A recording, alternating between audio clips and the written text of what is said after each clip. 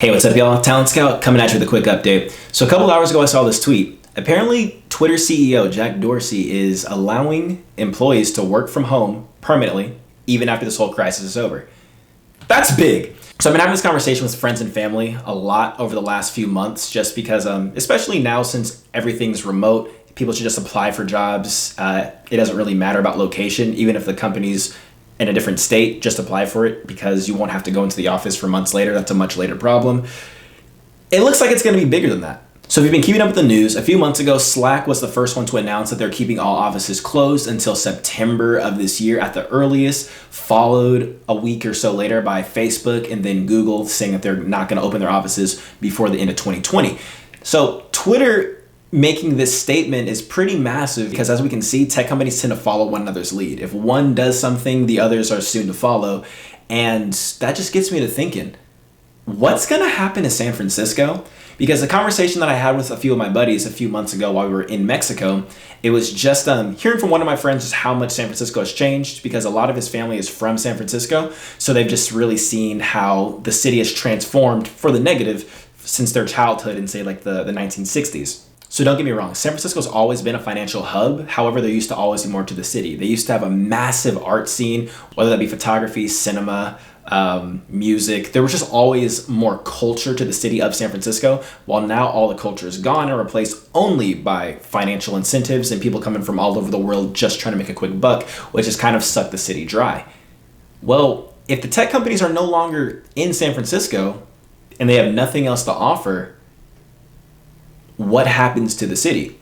So my prediction is that the commercial housing market as a whole is just going to be going to the shitter, because it's kind of already been doing that, because with everyone working from home and organizations not able to pay their rents or refusing to pay their rents, those investments just aren't viable anymore. There's no money. They're no longer assets. They're purely liabilities if they're not bringing cash flow into your pocket.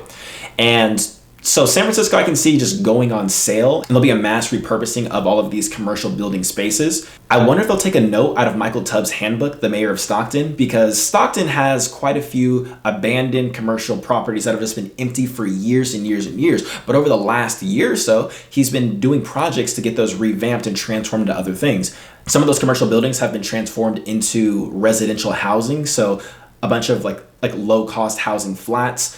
That could potentially solve the housing crisis of the Bay Area, because prices are ridiculous right now and there'll be more affordable housing. But on the other side, the prices may naturally fall anyway, because there's now no longer an incentive for people to live in this area to commute into the Bay Area city. So I live in Hayward, California. It's about a 40-minute BART ride away. And just this bedroom I rent alone is $1,350, which is insane because my parents live about an hour away from me in a 5-bedroom house for about only $600 more than what I'm paying for this singular bedroom. And without the high-paying jobs that I have over in San Francisco, there's literally no reason for me to live right here, and there's no reason for the cost to be so high. So yeah, I can just see the Bay Area having a massive drop-off in housing prices. There may be a mass exodus from this region, because California's already been having more people leave than come in for the last several years, and that should just expedite that process, in my opinion. I can see a massive shift into people moving into rural communities, because if you walk around San Francisco and talk to tech people, what's the main thing they talk about? If it's not talking about their company and their cool new tech stack, they're talking about leaving San Francisco or leaving the Bay Area. And where do people keep going? They're going to Colorado, that's one of the big ones, and they're going to Texas. Now, speaking of Texas, if they were tired of Californians coming already, they're really going to hate us now, because a couple days ago, you probably saw that tweet from Elon Musk saying he's opening up the Fremont factory, which is about 25 minutes from where I am. He's opening up the Fremont factory, going against the ruling by the Alameda County, saying like, oh, if anyone's arrested, arrest me only, even though, billionaires, they don't really get arrested. But, different story.